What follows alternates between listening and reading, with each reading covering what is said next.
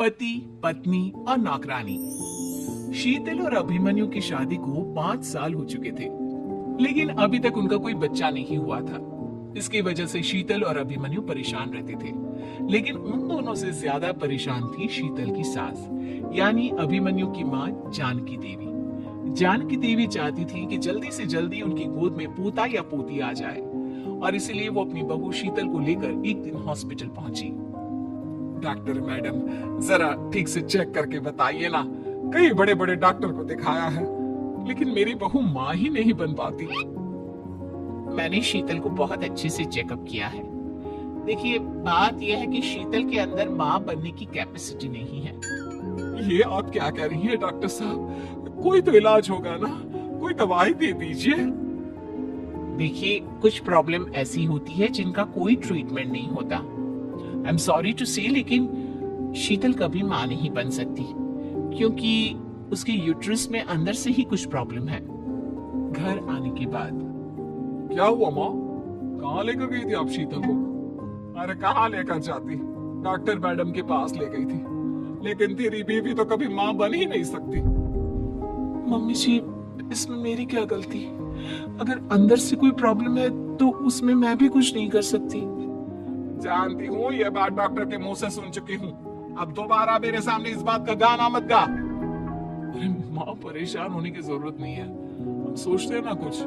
अरे क्या सोचेगा तू? जब डॉक्टर कह चुका है कि तेरी बीवी माँ नहीं बन सकती, तो पता क्या सोचेगा तू? कहाँ से लाएगा बच्चा? माँ, ये तो मैं भी नहीं जानता। अभिमन्यु, क्यों ना हम अनाथ आश्रम से एक बच्चा गोद ले आए? क्या फर्क पड़ता है बच्चा हमारा हो या गोद लिया हुआ? आई बड़ी बातें बनाने वाली। क्या फर्क पड़ता है? अरे क्यों फर्क नहीं पड़ता? मुझे इस वंश को आगे बढ़ाने के लिए मेरे बेटे का खून चाहिए, किसी दूसरे का नहीं। लेकिन माँ, अब जानती है कि ये अब पॉसिबल नहीं है। मैं कुछ नहीं जानती। मैं किसी पराये की औलाद को इस घर में अपना पोता या पोती बन के बढ़ता हुआ नहीं देख सकती। मेरा वंश मेरे बेटे के खून से ही आगे बढ़ेगा। लेकिन मम्मी जी, ऐसा कैसे हो पाएगा? आप अच्छी तरह जानती है ना, मेरा और अभिमन्यु का बच्चा नहीं हो सकता। तो मैं अपने बेटे की दूसरी शादी करवाऊंगी, और अपनी दूसरी बीवी से ये मुझे बच्चा पैदा करके देगा। ये आप क्या कह रही हैं माँ? मैं किसी और से शादी नहीं करने वाला। मेरे रहते हुए आप अभिमन्यु की शादी किसी और से करवाएंगी? मम्मी जी, आप ऐसा कैसे कर सकती हैं? तू बस देखती जा बहू, मैं ऐसा कैसे कर सकती हूँ। कुछ दिनों के बाद, अभिमन्यु, मैंने तेरे लिए लड़की ढूंढ ली है। माँ, मैं आपको कितनी बार समझाऊं? मुझे किसी से शादी नहीं करनी है। पहले मेरी बात सुन। ये जो चमेली है ना, हमारे घर में काम करने आती है, वो तुझसे शादी करने के लिए तैयार है। मम्मी जी, आप अभिमन्यु की शादी एक नौकरानी के साथ करवाएंगी?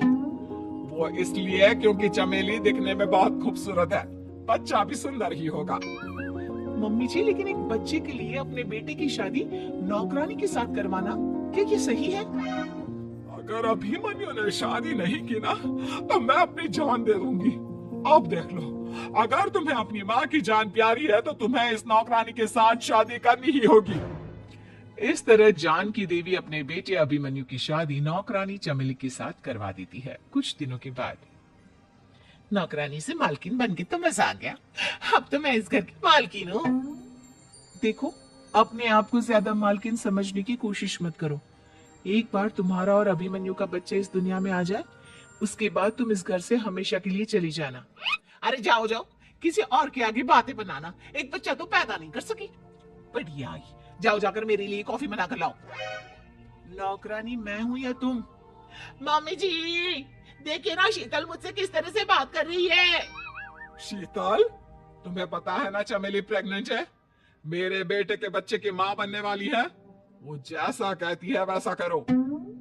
लेकिन मम्मी जी, वो मुझे नौकरों की तरह ट्रीट कर रही है। अरे तो करेगी ना, वैसे भी बहू तुम हो किस काम की? एक बच्चा तो पैदा नहीं कर सकती। जाओ अब घर के सारे काम करो और चमेली को आराम करने दो। थैंक यू मम्मी जी, भगवान आपका भला करे। आप नहीं होती तो मैं नौकरानी से महारानी कैसे बनती? देखो, तुम्हें जो चाहिए सब मिलेगा, खूब खाओ पियो, मजे की जिंदगी जियो, लेकिन बस मुझे एक बच्चा पैदा करके दे दो। कुछ दिनों के बाद मम्मी, बच्चे के लिए आपने मेरी शादी चमेली के साथ करवा तो दी, लेकिन दिन और रात का चैन मिट गया है। सारा दिन शीतल और चमेली की बहस चलती रहती है। अब शीतल को इस घर में रखने से क्या होगा? मैं तो कहती हूँ उसे घर से निकाल दो, है भी किस काम की। मैं ऐसा नहीं कर सकता माँ, वो मेरी पत्नी है, उससे बहुत प्यार करता हूँ मैं।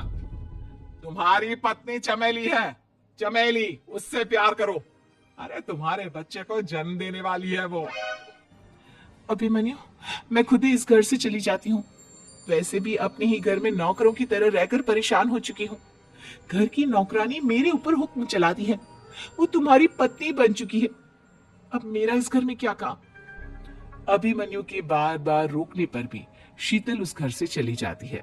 कुछ दिनों के बाद चमेली एक बच्चे को जन्म देती है। भगवान ने मेरी सुन ली, मेरे बेटे का घर भर गया, उसका अपना बच्चा इस दुनिया में आ गया।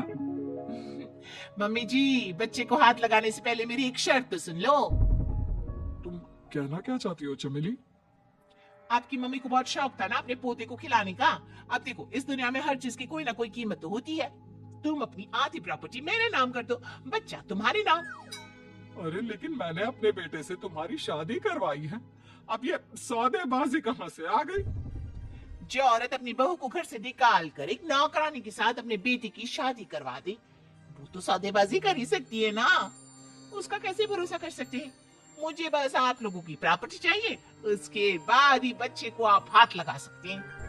मैंने कहा था ना मम्मी, आप गलत कर रही हैं। देखिए, उसका नतीजा आपके सामने है। जब शीतल को पता चलता है कि अभिमन्यु और चमेली का बच्चा दुनिया में आ गया है, तो वो अपने घर पहुंचती है। अभिमन्यु, कहाँ है आपका बच्चा? क्या मैं उसे देख सकती हूँ? कुछ भी मत पूछो शीतल, माँ की हुई एक गलती हम लोगों पर भारी पड़ रही है। वो नौकरानी अपनी औकात पर आ गई है और अब हमसे अपनी आधी प्रॉपर्टी मांग रही है, वो भी बच्चे के बदले में। एक बात कहूँ अभिमन्यु, आप उससे कुछ भी देने से मना कर दो। अरे कैसी बात कर रही हो? मेरे बेटे की औलाद है उसके पास, ऐसे कैसे मना कर दे? मम्मी जी, वो अभिमन्यु का बच्चा नहीं है, वो चमेली और उसके बॉयफ्रेंड का बच्चा है। ये तुम क्या कह रही हो शीतल?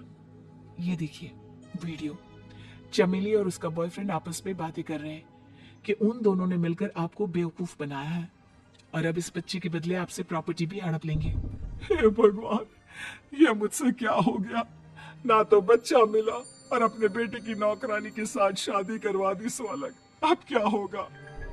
मुझे माफ कर दो शीतल, मेरी वजह से तुम्हें बहुत तकलीफ हुई है। अभिमन्यु, मैंने कहा ना, उस नौकरानी को उसके बच्चे सहित इस घर से बाहर निकाल दो। लगता है मेरे अभिमन्यु का बाप बनने का सपना अधूरा ही रह जाएगा। अभिमन्यु, अपनी मम्मी से कहो कि परेशान ना हो। आपको याद है एक बार हम एक IVF सेंटर गए थे, मैंने फिर से वहां जाकर बात की थी और आपको पता है इस बार मैं प्रेग्नेंट हूँ, क्योंकि हमने वहां पर प्रोसीजर करवाया था जिसकी वजह से मैं प्रेग्नेंट हो गई थी और इस बात का पता मुझे बस कुछ महीने पहले ही लगा है। हमारा बच्चा इस दुनिया में आने वाला है अभिमन्यु। मुझे माफ कर दो शीतल बहू, मुझसे बहुत बड़ी गलती हो गई। कोई बात नहीं माँ, लेकिन अब हमें उस धोखेबाज नौकरानी को इस घर से बाहर निकालना है और इस घर की मालकिन को वापस घर लाना है, वो भी अपने बच्चे के साथ।